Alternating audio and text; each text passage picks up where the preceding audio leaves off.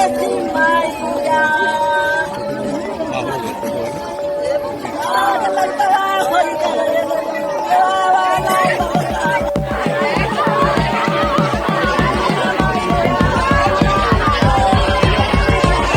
समय समय पे निष्पक्ष कार्रवाई करे। प्रशासन अगर जनता की सुनने लगे तो आज घटना जौनपुर में जो हुई है 30 अक्टूबर 2024 की सुबह सुबह अनुराग की मां ने कभी सपने में भी नहीं सोची होगी कि उसका बेटा आज के बाद कभी ब्रश नहीं करने वाला है। उसका ही पड़ोसी युवक तलवार लेकर आया और दिन दहाड़े अनुराग का सर धड़ से अलग कर दिया। ये दिल दहला देने वाली वारदात तब हुई जब अनुराग अपने घर के बाहर ब्रश कर रहा था। क्या है पूरा मामला, चलिए जानने की कोशिश करते हैं। नमस्कार दोस्तों, दिल से स्वागत है आपका फिर से एक नई और सच्ची क्राइम स्टोरी में।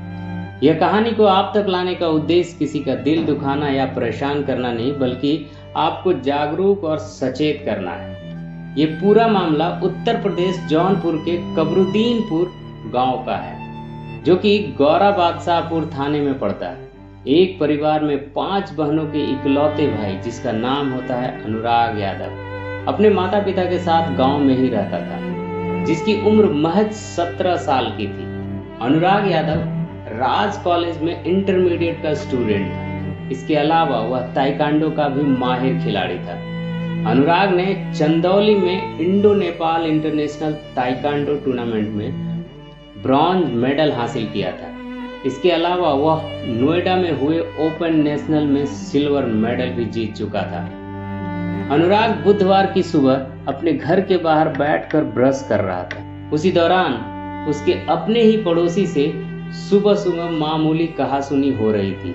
इतने में ही पड़ोसी युवक घर से तलवार निकाला और अनुराग के गले पे वार कर दिया, जिससे घटना स्थल पे ही अनुराग का शरीर 2 हिस्सों में बट गया।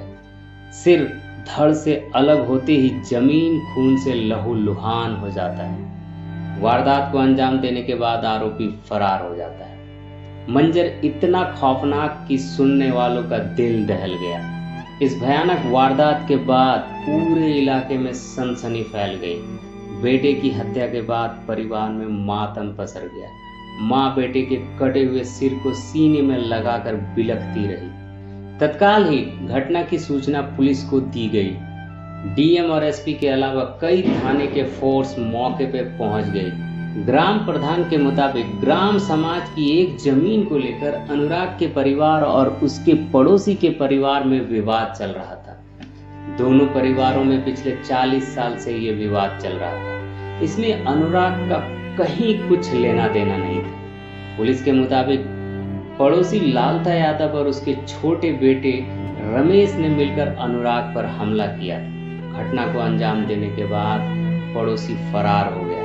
लालता यादव बीसीसीएल का एक रिटायर्ड कर्मचारी है। जौनपुर के डीएम और एसपी के द्वारा पीड़ित परिवार को न्याय का भरोसा दिया गया है। डीएम ने मजिस्ट्रियल जांच के आदेश दे दिए। अपर जिलाधिकारी भू राजस्व 3 दिनों में पूरे घटना की जांच के रिपोर्ट सौंपेंगे। हालांकि तनाव को देखते हुए गांव में पुलिस और पीएसी बल तैनात कर दिए गए। आरोपियों को गिरफ्तारी के लिए पुलिस की कई टीमें दबिश दे रही है। तो दोस्तों, ये थी अनुराग की दिल दहला देने वाली कहानी। इसी के साथ हम आपसे विदा लेते हैं। फिर मिलते हैं एक नए एपिसोड में एक और सच्ची घटना के साथ।